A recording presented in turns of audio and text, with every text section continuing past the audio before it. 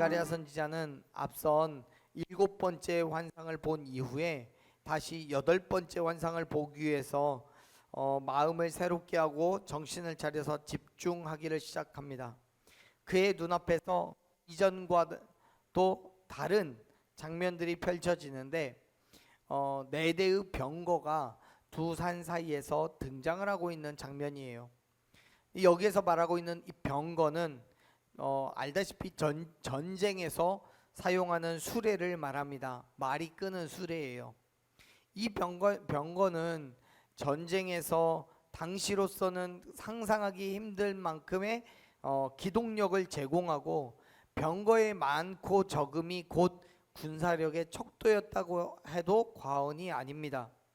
그렇기 때문에 병거가 등장한다는 건 지금 이 환상이 전쟁과 연관되어 있다는 것을 우리는 가늠해 볼 수가 있어요. 즉 지금 이스라엘 백성들이 성전을 재건하려고 하는데 그 일을 방해하는 여러 가지 문제들, 다시 말해서 이방인들의 공격과 그들이 처해 있는 삶의 문제들과의 전쟁을 선포하고 분명한 승리를 하나님께서 약속하시는 거예요. 그 사실을 우리가 분명하게 알 수 있는 것이 바로 구리산이라는 표현입니다. 1절에서도 우리가 같이 읽었지만 스가랴의 눈에 등장하는 네 대의 병거는 두 개의 구리산 사이에서 등장합니다. 이 구리산에 대한 의미는 성경학자들마다 여러 가지로 설명을 하고 있어요. 누구는 이 산들을 스가랴가 이미 알고 있던 예루살렘에 있는 유명한 두 산, 시온산과 감람산이라고 말하기도 하고요. 또 어떤 성경학자는 이 두 개의 산을 성전의 입구로 해석을 하기도 합니다. 이게 무슨 말이냐면 지금 이스라엘 백성들이 재건하고 있는 이 성은 과거에 솔로몬이 건축한 성전이 무너졌고 그 무너진 성전을 다시 쌓고 있는 중이에요. 근데 이 솔로몬의 성전에는 성전 입구에 두 개의 기둥이 있었단 말이에요. 그 기둥의 이름도 있었어요. 야긴과 보아스라는. 그런데 재건되고 있는 이 스룹바벨의 성전에는 이 두 기둥이 없습니다. 따라서 하나님께서는 스가랴에게 두 개의 구리산, 즉 과거의 성전 기둥보다 훨씬 더 위대하고 웅장한 기둥으로 대체하여서 보여주셨다라는 의견을 제시하는 거예요. 근데 사실 지금 이러한 것은 하나님께서 보여주시는 환상 중에 본 것을 해석하는 것이기 때문에 이 두 가지 해석 중에 어떤 것이 틀렸다라고 말하는 건 솔직히 의미가 없습니다. 지금 중요한 거는 이 산의 정체성, 즉 이 산이 감람산, 시온산이냐 아니면 두 기둥이냐 이러한 문제가 아니라 이 산의 재료를 우리가 집중해야 돼요. 왜냐하면 이 산의 재료는 우리 성경에는 구리로 되어 있죠. 이 구리는 산과 함께 강하고 견고함을 상징하는 표현으로서 성경 속에서는 예수님의 승리와 영광을 나타낼 때 이 금속을 사용을 합니다. 계시록 1장 15절 말씀을 보면 예수님의 발은 풀무불에 단련된 빛난 주석 같다라고 표현을 하고 있는데 여기서 말하는 이 주석이 바로 구리예요. 또 신명기 33장 25절 말씀에서는 성이 공격을 당할 때 잘 방어가 되어 있다는 표현으로 네 문빗장은 철과 놋으로 되어 있다라고 기록하고 있죠. 여기에서 말하는 이 놋이 바로 구리예요. 이와 같이 구리는 어떤 특정한 구체적인 대상을 지칭하기보다는 강하고 견고함을 나타낼 때 사용하는 표현인 거예요. 그와 동시에 우리 성경에서 이 구리 또는 놋이라고 번역되어 있는 히브리어 단어는 하나님의 심판을 상징할 때도 사용합니다. 신명기 28장 23절 말씀을 보면 확실히 알 수 있는데 말씀에서는 내 머리 위에 하늘이 놋이 되어 있다라고 말해요. 이거는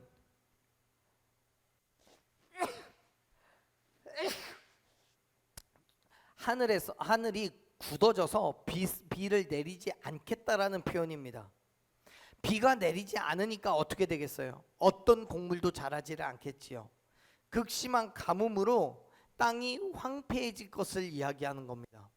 그런데 그 일이 단순하게 자연적인 현상이 아니라 하나님께서 하늘을 놋과 같이 만들어 버리셨기 때문에 그렇게 된다는 거예요.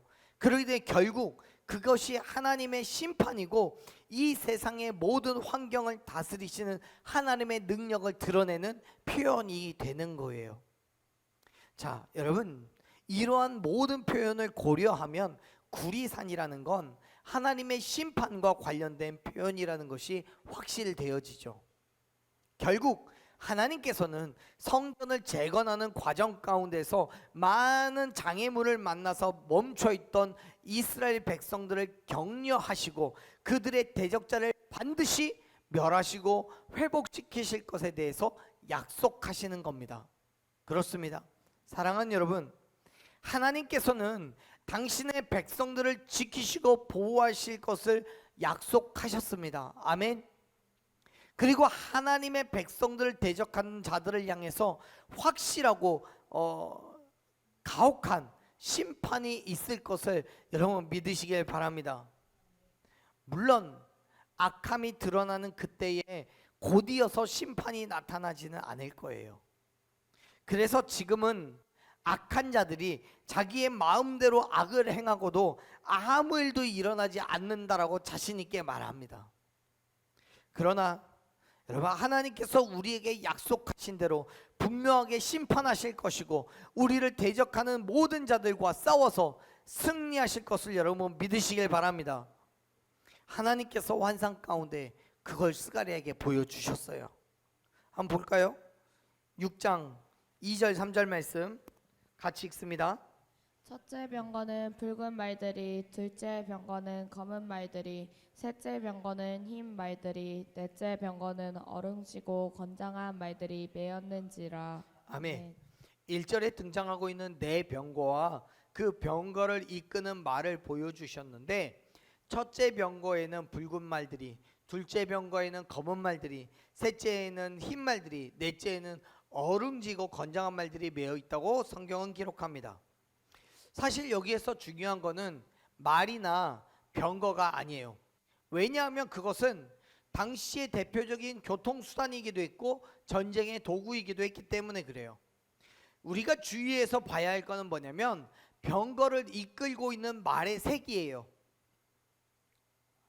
그리고 그러한 그와 같은 색의 말들이 계시록 6장, 요한계시록 6장 1절부터 8절까지 해서 등장합니다. 그래서 이 요한계시록의 말씀과 연결해서 생각해 보면 말의 붉은색은 피, 희생, 또 생명을 상징합니다. 계시록 6장 4절 말씀을 한번 보죠. 보면 붉은 말을 탄 자가 땅에서 화평을 제하고 서로 죽이게 하기 위해서 보내진다고 기록하고 있어요. 이와 같이 붉은 말은 피를 흘리는 것, 즉 악한 자들의 생명을 제거하는 일을 하게 된다라는 거예요. 또 둘째 병거를 이끄는 말은 검은색을 가지고 있는데 이 검은색은 죽음과 절망을 상징합니다. 그렇기 때문에 검은 말들이 이끄는 병거는 하나님을 대적하는 악한 자들을 죽음과 절망의 자리로 몰고 가는 역할을 하고 있어요. 계시록 6장 5절에서도 보면요, 검은 말을 탄 사람은 그의 손에 저울을 들고 있다고 얘기해요. 이 말씀은 스가랴의 환상과 연결해서 생각하면 이 병거는 세상에 속한 자들이 저지르는 죄를 하나님의 저울에 달아서 심판의 근거로 삼고 분명하고 정확한 심판을 하실 것이라는 의미입니다. 그래서 죄를 저지른 자들은 반드시 죽임을 당하고 절망을 얻게 된다는 거죠. 또한 3절에 기록되어 있는 세 번째 병거는 흰 말들이 끌었는데 흰 말이 하얗다는 것은 순결, 평화, 그리고 승리를 상징합니다. 이 중에서도 특별히 3절의 말씀에서는 승리를 의미합니다. 요한계시록 6장 2절 말씀을 보면 흰 말을 탄 사람이 하나님께 면류관을 받고 심판을 수행하러 나가서 심판의 대상들을 완전히 굴복시킨다라고 기록하고 있어요. 따라서 흰 말들이 이끄는 병거는 하나님의 능력으로 악한 자들을 굴복시키고 완전히 승리를 거두실 것이라는 의미입니다. 마지막으로 어룽지고 건장한 말이 등장하는데, 여기에서 이 어룽지고라고 번역한 히브리어는 우박이 땅에 내렸을 때에 땅의 이곳저곳이 얼룩해진 상태를 표현하는 단어예요. 즉 말들이 얼룩이 져 있고 점이 있다는 거예요. 이 말의 모양은 기근과 질병을 상징합니다.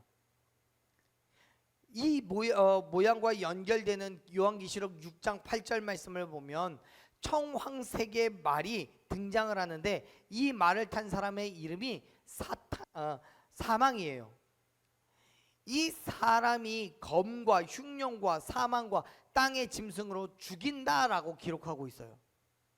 이 말씀을 스가랴 말씀과 연결해서 이해하면 어룽지고 건강한 이 말은 기근과 질병을 의미합니다. 그래서 악한 자들을 죽음에 이르게 함으로써 하나님께서 반드시 심판하실 것이라는 것을 의미해요. 자, 여러분, 이렇게 2절에서부터 3절까지 등장하는 말의 색이 공통적으로 의미하는 게 뭐냐면, 악한 자들에게는 반드시 하나님의 심판이 있을 건데 그 심판의 때에는 상상할 수 없는 피가 뿌려질 거라는 거예요. 그들에게는 희망의 빛이 없어요. 절망의 어두움이 찾아옵니다. 기근과 질병으로, 고통과 괴로움으로 당하다가 결국 죽고 말 거라는 거예요.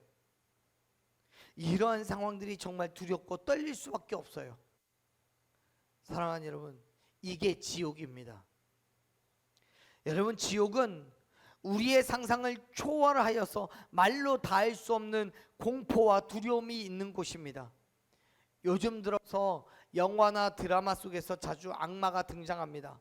사람이 할 수 없는 일로 악한 자들을 심판하고 정의를 행하고, 또 귀엽고 발랄한 모습으로 깜찍하게 묘사되어 있지만, 여러분, 착각하면 안 됩니다. 우리가 알고 있는 사탄은, 마귀는, 그리고 그들이 있는 지옥은 그렇게 아름다운 곳이 될 수가 없습니다. 하나님의 약속된 심판은 말과 같이 쏜살리게 달려와서 바람이 어디서 와서 어디로 부는지 모르는 것처럼 갑작스럽게 우리에게 임할 거예요. 병거가 강한 힘으로 적들을 물리치고 멸하는 것처럼 하나님의 심판은 악한 자들을 처참하게 멸하여서 피 흘리고 죽여 영원한 심판 가운데 절망에 이르게 할 것을 여러분 믿으시길 바랍니다. 그렇기 때문에 사랑하는 여러분, 하나님의 경고를 신뢰함으로 준비하시기를 바라요. 예수 그리스도의 죽으심과 부활하심을 믿음으로 회개함으로써 악함에서부터 돌이키지 않으면 반드시 그 심판을 피할 수 없다는 사실을 기억하시길 바랍니다. 그러므로 두렵고 떨림으로 우리의 죄를 멀리하고 어둠의 세상 가운데서 거룩하고 흠없는 하나님의 자녀된 삶으로 결단하고 믿음으로 나아가는 저와 여러분이 되기를 간절히 축원합니다. 아멘. 스가랴는요, 그가 보고 있는 환상에 대해 의미가 무엇인지를 천사에게 물었습니다. 그러자 천사가 이렇게 대답합니다. 5절 읽어볼게요. 5절 읽습니다. 천사가 대답하여 이르되 이는 하늘의 내 바람인데 온 세상의 주 앞에 서 있다가 나가는 것이라 하더라. 아멘. 천사는 네 가지 색을 가진 말들과 병거가 하늘에 있는 네 바람인데 하나님 앞에 서 있다가 나가는 것이라고 이야기합니다. 사실 여기에 기록되어 있는 네 바람은, 하늘의 네 바람은 두 가지 의미로 번역할 수 있습니다. 성경이 기록하고 있는 것처럼 그냥 단순히 내 바람이라는 의미도 있지만 하늘에 있는 내 영을 의미하기도 합니다. 왜냐하면 우리 성경에서는 바람이라고 번역하고 있는 이 히브리어가 바람이라는 의미와 함께 성령 할 때 그 영이요, 그 영적인 존재일 때 그 영이요, 그 영이라는 두 가지 의미를 가지고 있기 때문에 그래요. 그런데 말씀을 보면 온 세상의 주 앞에 서 있다가 나오는 것으로 표현되기 때문에 바람보다는 영으로 이해하는 것이 훨씬 자연스러워 보이긴 합니다. 이들은 하나님으로부터 사명을 받았어요. 즉 하나님의 말씀에 순종하여서 하나님의 심판을 대행하는 자들로 등장합니다. 그래서 그들이 하는 일을 앞서서 말들의 색으로 나타낸 거예요. 이들은 하나님 앞에 서 있다가 그의 명령에 따라 즉각적으로 신속하게 움직여서 하나님의 뜻을 드러냈습니다. 악한 자들을 심판하고 하나님의 거룩한 백성들에게 완전한 승리를 가져다 주겠다고 약속하십니다. 그렇습니다, 여러분. 하나님은 즉각적이고 신속하게 이루어질 말씀을 우리에게 주셨어요. 온 땅에 동시에 임하는 하나님의 심판이에요. 자, 보세요. 6절에서부터 7절 말씀을 보면 어떤 한 곳에만 머물러 있는 심판이 아닙니다. 자, 우리 같이 6절 말씀 읽어볼게요. 6절 읽습니다. 검은 말은 북쪽 땅으로 나가고 흰 말은 그 뒤를 따르고 어룽진 말은 남쪽 땅으로 나가고 건장한 말은 나가서 땅에 두루 다니고자 하니 그가 이르되 너희는 여기서 나가서 땅에 두루 다니라. 아멘. 곧 땅에 두루 다니더라. 아멘. 계속 말씀드리고 있는 이 네 개의 병거는 그들에게 각각 정해져 있는 방향으로 갑니다. 거룩한 말과 흰 말은 북쪽으로, 어룽진 말은 남쪽으로 가요. 그리고 건장한 말이라는 건 어느 방향이라기보다는 온 땅에 두루 다니고 있는 것을 묘사합니다. 지금 이 말들은 하나님의 심판을 수행하기 위해서 뿔뿔이 흩어져요. 성경에서 북쪽으로 말하고 있는 건 북쪽에 있는 하나님의 나라를 대적하는 자들이 있는 그것을 말합니다. 뿐만 아니라 어룽지다라는 표현은 질병과 기근이 임할 거라는 표현이에요. 얼룩졌다라는 의미입니다. 또 건장한 말이 등장하는데요. 여기서 건장하다라고 말하는 건 앞에 있는 2절 3절에서 이야기하는 네 번째 병거와 함께 등장하는 말이에요. 즉 건장하다라는 단어는 사실 네 가지 종류의 말의 특징을 공통적으로 나타내는 표현입니다. 그렇기 때문에 지금 건장한 말이 온 땅에 두루 다닌다는 표현은 이 모든 일들이 하나님의 사명을 감당하기 위해서 충분한 능력을 가지고 있다는 것을 가르쳐주는 말씀입니다.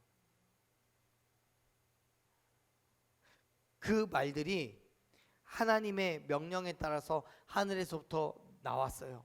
그것도 최선을 다해서 움직입니다. 17절 말씀에 보면 땅에 두루 다니고자 하니라는 표현이 바로 그 점을 지적하고 있는 건데요. 이 표현을 히브리어 원어로 보면 땅에 이리저리 다니려고 모색하였다라고 번역할 수 있어요. 즉 이들은 하나님께서 허락하신 심판을 적극적으로 수행하려고 했다는 거예요. 사랑하는 여러분, 하나님께서는 저와 여러분에게 분명한 사명을 주셨습니다. 아멘. 밖에는 목사와 성도로서 각 교회 안에서 주어진 사명이 있어요. 하지만 이 사명이 더 확장되어져서 사회를 향하게 되면 예수 그리스도의 복음을 선포하고 하나님의 발음을 드러내는 그런 용도로 사용되는 거예요.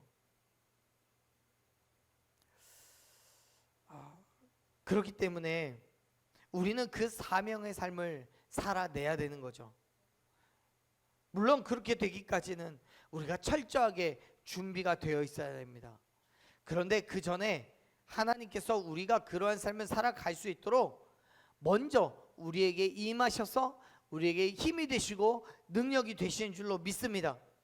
자, 보세요. 사도행전 1장 8절 말씀을 보면 바울은 오직 성령이 너에게 임하시면 너희가 권능을 받고 예루살렘과 온 유대와 사마리아 땅 끝까지 내 증인이 될 것이라고 선포합니다.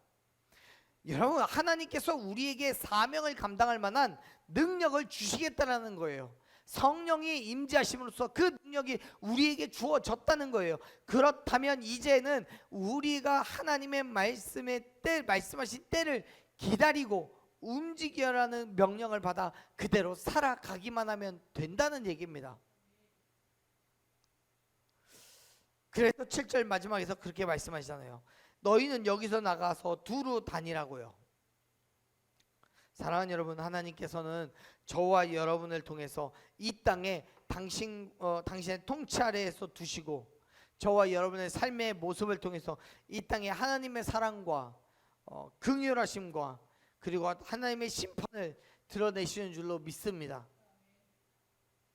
그렇기 때문에 사랑하는 여러분, 하나님의 말씀대로 삶을 결단하십시오. 두려움과 떨림으로 세상을 향해 나아가며 악함을 멀리하시기를 바랍니다. 하나님의 심판의 날에 그 심판을 피할 수 있는 방법은 오직 예수 그리스도를 찾아서 죽으심과 부활하심을 믿는 것밖에 없습니다. 왜요? 예수 그리스도께서 십자가에서 흘리신 피로써 우리의 모든 죄를 단번에 씻어내셨기 때문입니다. 할렐루야. 마태복음 26장 28절 말씀을 보세요. 예수님께서 분명하게 선포하셨습니다. 이것은 죄 사함을 얻게 하려고 많은 사람을 위하여 흘리는 나의 피라고요. 언약의 피라고요. 사랑하는 여러분, 그 피를 의지하며 나아가시길 바랍니다. 온전한 그리스도인의 삶을 결단하십시오. 저와 여러분으로 인해서 하나님께서 영광을 받으실 줄로 믿습니다. 아멘. 자, 우리 이제 마지막으로 8절 말씀을 읽어보겠습니다. 8절 읽습니다. 그가 내게 외쳐 말하여 이르되 북쪽으로 나간 자들이 북쪽에서 내 영을 쉬게 하였느니라 하더라. 아멘. 아멘. 하나님의 사명을 받고 나아가서 맡겨진 일을 충성스럽게 수행한 결과가 뭐냐면 바로 하나님의 영을 쉬게 한 거라고요. 하나님의 영이 쉬게 되었다는 표현은요, 정말 쉬시다는 게 아니에요.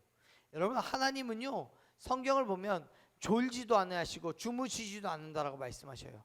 쉼이 없으신 분이에요. 그렇다면 여러분, 지금 하나님의 상태, 하나님의 감정을 표현하는 것이 아니라 뭘 의미하는 거냐면 하나님을 칭찬하고 있는 거예요. 즉 하나님의 말씀에 적극적으로 순종하여서 최선을 다한 자들로 인하여서 하나님께서는 쉼을 얻는다라고 지금 말씀하시는 거예요. 바울은요, 데살로니가전서 2장 4절에서 이렇게 선언합니다. 한번 읽어봅시다. 데살로니가전서 2장 4절 말씀 읽습니다.